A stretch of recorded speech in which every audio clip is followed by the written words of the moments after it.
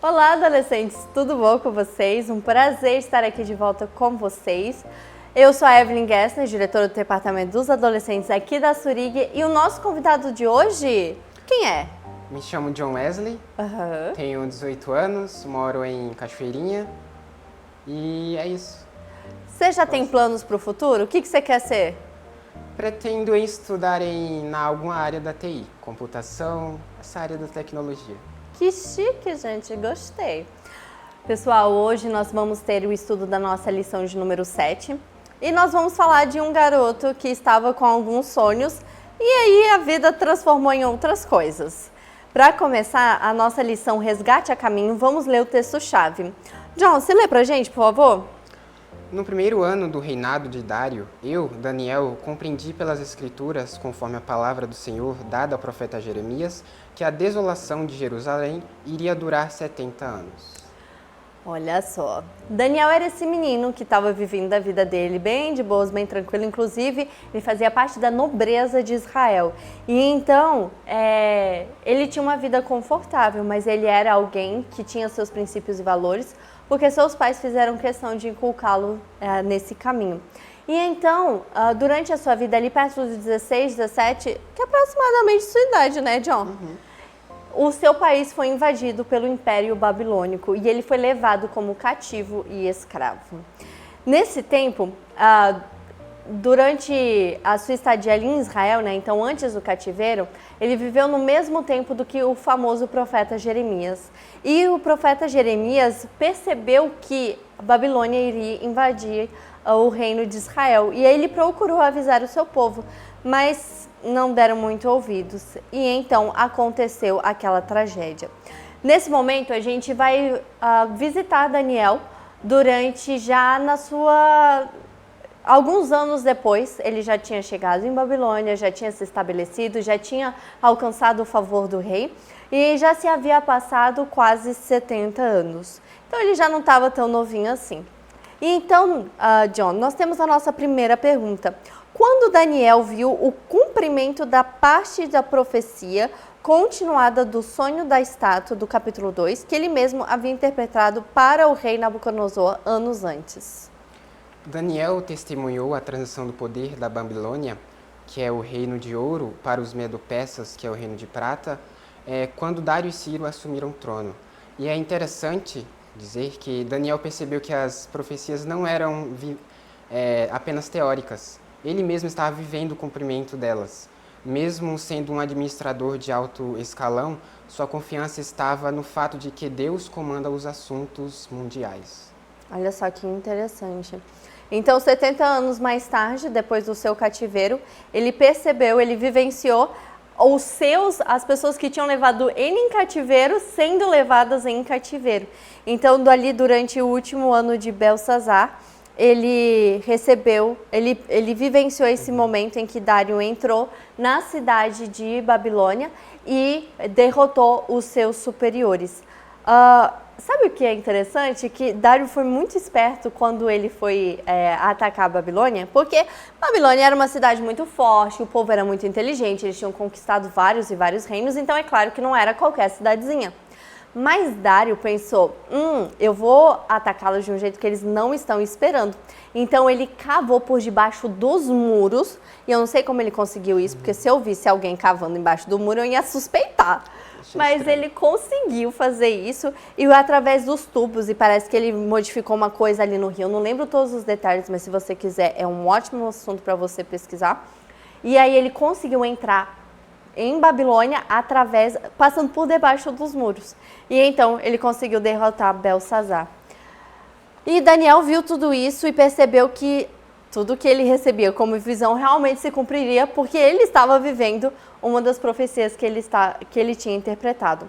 Agora, na pergunta B, quando Daniel estava estudando os escritos de Jeremias, o que ele compreendeu? Porque aí ele mudou de profecia, né? Ele estava vivendo uma coisa, aí ele foi estudar outra. E aí o que ele entendeu? Aqui Daniel compreendeu que, através das Escrituras, a desolação de Jerusalém deveria durar 70 anos. E a que profecia específica Daniel se referiu? Daniel se referiu à mensagem de Deus enviada por Jeremias, que diz: certamente que passados 70 anos na Babilônia, eu vos visitarei e cumprirei sobre vós a minha boa palavra, tornando a trazer-vos a este lugar. Esta promessa de retorno após a punição da Babilônia também é sustentada por Jeremias, capítulo 25, verso 11.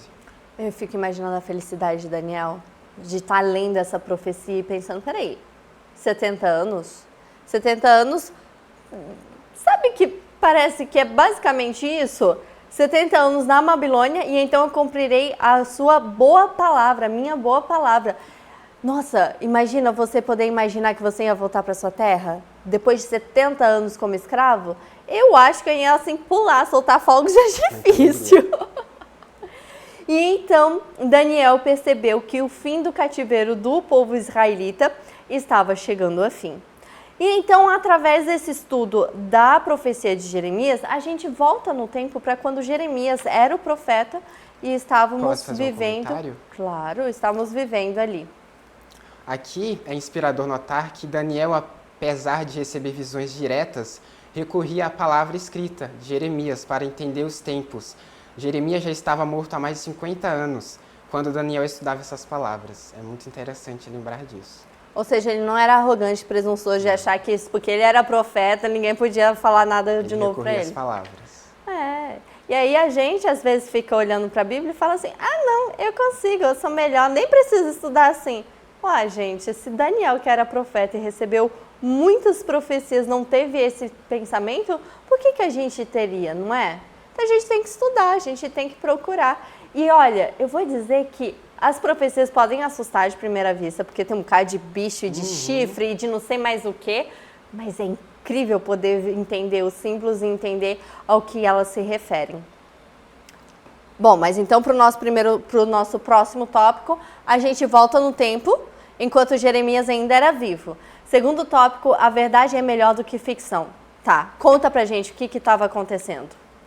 Aqui, que a advertência de Jeremias o povo de Jerusalém desprezou, a advertência para não se deixarem enganar por falsos profetas e adivinhos que profetizavam mentiras e falsas esperanças da paz imediata. Então, quando a gente volta nesse tempo, a gente percebe que eles estavam ali, naquele momento, antes deles serem atacados pela Babilônia e serem levados cativos. E o Jeremias estava avisando, gente, olha só, tal e tal coisa vai acontecer. Só que tinham outros profetas falsos, adivinhos falsos, né? Isso. E aí, esses outros profetas falavam assim, não, te preocupa não, gente, ninguém precisa se preocupar, vai dar tudo certo, vai estar tudo na santa paz. E Jeremias falava, gente, a gente vai ter alguns problemas aí na frente, vamos se arrepender, vamos fazer diferente, porque senão vai dar ruim. E eles não quiseram ouvir, deu no que deu. Agora, na pergunta B, o que a gente pode e deve aprender da experiência dos israelitas? Aqui, a lição da experiência dos israelitas, a principal lição é evitar a rejeição da sã doutrina por capricho pessoal. O texto alerta que virá um tempo em que as pessoas, por terem coceira nos ouvidos, não suportarão o ensino verdadeiro, buscando mestres que digam apenas o que elas desejam ouvir. E, consequentemente, a lição é não se desviar da verdadeira verdade. Exatamente. John, se eu chego para você e falo assim, ou melhor, eu e um colega, né, a gente chega para você e fala assim, eu falo, John, amanhã vai ser um dia terrível. Você vai chegar na escola, você vai ter 3 provas surpresas, uma de cada matéria, e vai ser de 70 perguntas cada prova. Aí o outro colega chega e fala assim, rapaz, te preocupa não, amanhã vai ser super tranquilo, na verdade vão faltar todos os seus professores e você vai ter que voltar, você vai poder voltar mais cedo. Qual que você prefere ouvir? A segunda opção. Realmente eu não vou estar podendo julgar. Então era basicamente essa a experiência dos israelitas. Tinha um profeta falando um negócio horrível e o outro falando uma coisa muito gostosa. Então por isso que a gente precisa aprender a identificar a verdadeira voz da profecia. Porque por mais que não seja agradável, é melhor ouvir a verdade e se preparar para ela do que ficar se iludindo e depois sofrer as consequências. No nosso terceiro tópico, John, mais 2 anos. Descreva como as palavras descreva como as palavras proféticas de Jeremias se cumpriram. As palavras proféticas de Jeremias se cumpriram-se com precisão em 2 Crônicas, capítulo 36, verso 15 a 20, marcando o fim do reino de Judá, a destruição de Jerusalém e o início do exílio babilônico. E o texto destaca a soberania de Deus sobre a história, a paciência divina diante da rebeldia e a exatidão das profecias anunciadas. Então, ele percebeu ali como cada palavra tinha se cumprido até então. Isso aí. E aí ele começou a fazer cálculo, né? Porque ele tinha um número específico, ele tinha o número 70. E aí ele começou, tá, então para quando é que termina? Porque agora eu fiquei muito feliz da vida. E aí ele lembrou que Jerusalém tinha sido destruída em 605 a.C. e eles estavam atualmente no primeiro ano de Dário, que seria 538. Então ele fez os cálculos, porque naquela época, pessoal, eles não tinham anos consecutivos, né? Igual a gente, 2020, 2022 e 2013, etc. Vocês entenderam, né? Não foi exatamente assim, mas vocês entenderam o que eu quis dizer. E durante o tempo de Daniel, era tudo pelo reinado dos reis. Então, por exemplo, primeiro ano do rei Dario. Aí, quando ele morria, mudava a contagem. Aí, ia para o próximo sucessor, primeiro ano do reino do fulano de tal. Então, ele juntou todos os reinos, fez as contas e percebeu que faltavam 2 anos para os fatídicos 70 anos. Que mensagem de esperança Daniel leu nas palavras de Jeremias? A mensagem de esperança que Daniel leu é que a promessa de que Deus tem planos de paz e esperança e que se o povo o buscasse de todo o coração, ele se deixaria achar e os traria de volta ao cativeiro, do cativeiro. Me chamou a atenção, porque assim, para Israel chegar na condição de ser necessário ser levado em cativeiro, eles pintaram e bordaram bem bonito. Mas Deus, no seu infinito amor, enquanto eles ainda nem tinham ido para o cativeiro, já tinha profetizado o final do cativeiro e ainda tinha colocado essa linda promessa. Olha só o que o John leu. Ele leu que se o povo se arrependesse, Deus perdoaria e traria bênção sobre o seu povo. Então, essa história de que Deus é mau, de que Deus é tirano, isso é mentira. Porque quando a gente realmente lê a palavra de Deus, ou seja, lê o que ele falou e não o que os outros dizem que ele falou, a gente percebe que Deus é um Deus de amor. Um amor profundo, um amor pleno, e ele quer amar sem preconceitos. Ele não faz diferença entre mim e o John, ou então entre eu e você. Ele simplesmente quer amar a nós. A única coisa que impede dele amar a gente é a gente mesmo. E aí, né, aí é importante a gente querer amar Jesus, né, John? Sim. No nosso quarto tópico, fé na promessa, a gente tem a seguinte pergunta. Quem libertou Jeremias da prisão e como o trataram? Peraí, deixa eu só dar uma contextualizada. Jeremias estava falando coisas não agradáveis, né? Por mais que elas fossem completamente verdade, o pessoal não estava muito feliz. Aí eles decidiram que eles iam dar uma silenciada em Jeremias. E então, por como eles não conseguiram exatamente fazer o que eles queriam, eles lançaram Jeremias num poço. E então ele ficou ali por algum tempo. Então, disso a gente começa a nossa pergunta. Um poço, uma prisão, né? Me equivoquei aqui. Eles lançaram Jeremias na prisão, mas aí a gente chega na nossa pergunta. Quem libertou Jeremias da prisão e como o trataram? Com base em Jeremias e o contexto dos versículos, quem libertou Jeremias da prisão foi Nabucodonosor, rei da Babilônia, através de suas ordens dadas a Nebuzaradã, o capitão da guarda. Que estranho, né? Porque quando é que a gente ia imaginar que o rei de um país vizinho, de um país estranho, que estava inclusive ameaçando e invadindo, ia salvar o profeta? Mas é isso, gente. Quando Deus quer, e ponto, e acabou. E que tarefa estranha o Senhor pediu a Jeremias enquanto ainda estava preso? Porque a estranheza continua. A tarefa estranha que o Senhor pediu a Jeremias é que comprasse um terreno em Anatote, uma terra já ocupada pelos inimigos, para demonstrar que a posse da terra seria restaurada no futuro. E é interessante falar que, de um ponto de vista humano, comprar uma terra num território inimigo é meio loucura. Meio? Muita loucura. E, tipo, dominado parecia, porém, esse ato de fé inspirava com todos ao redor, inspirava esperança, né, de retorno. Com certeza, se eu visse o profeta, ou o profeta a gente precisa entender que ele é muito parecido com o pastor dos nossos dias, né? Ele tem tarefas um pouco diferentes dos pastores, mas ele é uma figura religiosa muito importante. Então, se eu estou passando por uma dificuldade e eu vejo o pastor comprando uma coisa que eu entendo que ele vai voltar para usufruir daquilo, porque ele não é besta.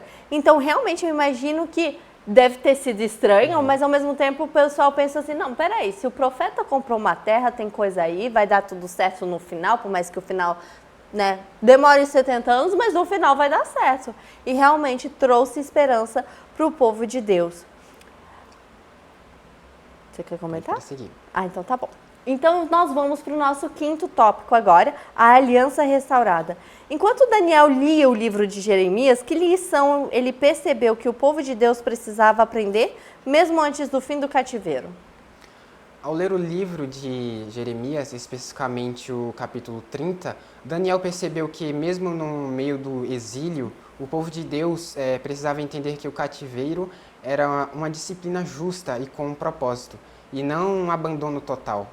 E a lição central de Jeremias capítulo 30, verso 11, é que Deus disciplinaria o seu povo na medida certa, não de forma injusta. E não ia passar da conta, não, ia ser na medida da na conta. medida certa. Mas não o destruiria completamente, ao contrário das nações que o oprimiram. E aí a gente entra, eu acho que a gente já começa ali a ver algumas coisas, ter vislumbres do futuro aqui nesse momento. Mas realmente é muito interessante isso que você trouxe, de que Daniel percebeu que aquilo que tinha acontecido com o povo de Deus, por mais que fosse triste, por mais que envolvesse muita miséria e desolação, não era injusto. Porque o povo de Israel também não tinha se portado de uma maneira adequada. Quando a gente vai estudar o comportamento, o que eles estavam fazendo antes do cativeiro, a gente percebe que eles próprios estavam cometendo atrocidades. Eu lembro de um momento em que foi mencionado na Bíblia de que eles estavam fazendo sacrifícios humanos. Então, realmente, não estava sendo injusto aquele cativeiro, era apenas a consequência das escolhas deles. Então, a gente chega no nosso sexto tópico, moral da história. John, qual que é a moral dessa história toda? Aqui a lição demonstra que o Senhor usa a disciplina com misericórdia e que o objetivo final da profecia e da história é implantar a lei do amor no coração humano, estabelecendo uma nova aliança. E aqui, vou deixar uma pergunta para nós, dica prática da lição. Você tem coragem de falar a verdade como Jeremias? Mesmo quando todos preferem acreditar em uma mentira? Devemos refletir nessa pergunta. Você tocou num assunto que eu gosto muito, né? A coragem. A coragem não é a ausência do medo, é você entender que existe um propósito maior do que o seu medo. Então, é claro que às vezes é desconfortável falar a verdade. Eu e você já tivemos em situação que a gente amaria poder dizer outra coisa, mas a verdade era aquela e a verdade precisava ser dita. Então, por mais que as consequências não sejam agradáveis, né? E no caso de Jeremias, ele foi preso porque ele disse a verdade, mas ele precisava dizer a verdade. E o ponto é que quando a gente procura servir e honrar a Deus acima do nosso conforto, acima do que os outros vão achar, acima do que os outros vão falar e fazer, nós somos recompensados. Às vezes, muitas vezes nessa própria vida. Mas se não acontecer aqui, a gente tem certeza absoluta que o Deus que cuidou do seu povo através de cativeiros, quedas e surgimentos de impérios, também cuidará de nós. Adolescente, foi um prazer estar aqui com você hoje, refletindo sobre essa lição. Espero te ver na próxima. Obrigada, John.